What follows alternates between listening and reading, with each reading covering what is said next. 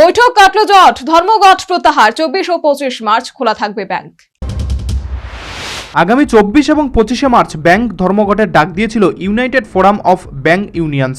সেই ধর্মঘট প্রত্যাহার করা হলো। শুক্রবার ধর্মঘট প্রত্যাহারের কথা জানিয়েছে ইউএফবিইউ।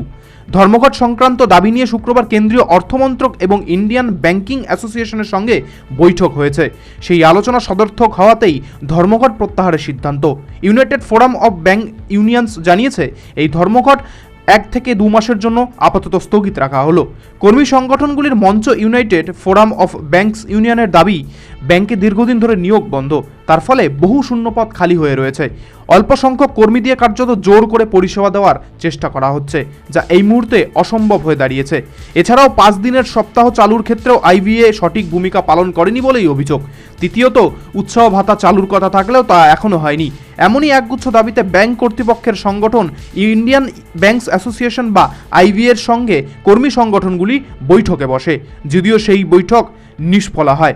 আর তাই ধর্মঘটের ডাক দেওয়া হয়েছে আগে। National bureau report, news vanguard.